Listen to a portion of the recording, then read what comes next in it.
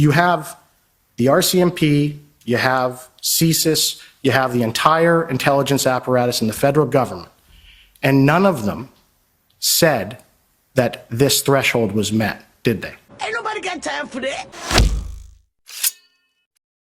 CSIS assessed there was no indication of foreign state interference occurring in the course of the protest. CSIS did not assess that any foreign state supported the protest through funding, that foreign states deployed covert or overt disinformation techniques, or that any foreign state actors attempted to enter into Canada to support the protest. And I take it that you were advised of that by CSIS and Director Vigneault. Is that correct? That is correct. All right. And if we can go down to page number 8 and the heading recommendation to Cabinet, there Director Vigneault states that he learned that the EA referenced the threat definition set out in Section 2 of the CSIS Act once the federal government began to seriously consider invoking the EA between February 10th and 13th. He requested that the service prepare a threat assessment on the risks associated with the invocation of the EA.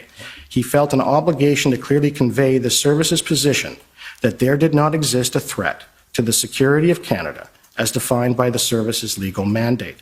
The threat assessment prepared by the service was that the invocation of the emergencies legislation risked further inflaming IMV rhetoric and individuals holding accelerationist or anti-government views.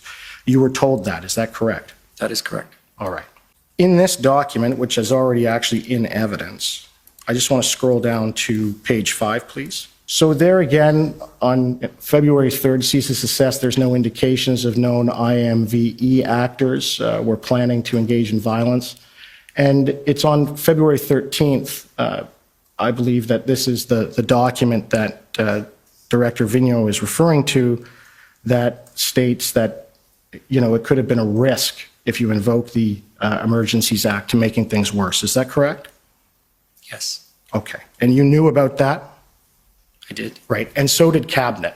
They knew about all of this, correct? Yes. Right. You can agree that it was clear to both you and Cabinet that CSIS did not have reasonable suspicion that there existed a Section 2 CSIS Act threat during the protest. Is that correct? It was clear to me, and I believe it was clear to ministers. Right. I can't say with authority, however. And I also understand that the Canadian Security Establishment, the CSE, they never advised you or the government or Cabinet that they had identified a Section 2 CSIS Act threat either. Is that correct? That would be correct. Right. And both the RCMP and the OPP, from at least their evidence and things we've seen to date, they never identified or advised the government that there was a Section 2 CSIS Act threat, right? To the best of my knowledge, no. Right.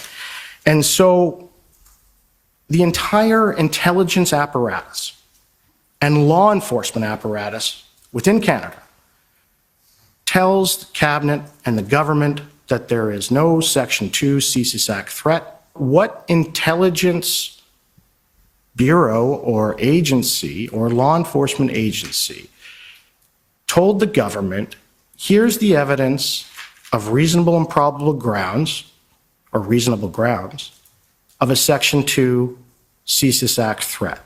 And you know, I take it now, because it's advised to you, that that's required to invoke the Emergencies Act. It's in the documents. You were advised of that. Yes. Right. So what agency gave you the evidence and the intelligence that said, hey, we have reasonable grounds of a Section 2 CSIS Act threat? There wasn't one, was there? You understand that when ministers or administrative agencies, etc., are entitled to make a statutory decision, whether or not a statutory requisite is met, they do so based on the evidence that is before them and the submissions before them. You know that. You have the RCMP, you have CSIS, you have the entire intelligence apparatus in the federal government, and none of them said that this threshold was met, did they? They weren't asked. Okay. To your knowledge, what training in national security and law enforcement does the Prime Minister have? I couldn't answer that question. Yes. Can you agree with me that he doesn't have any?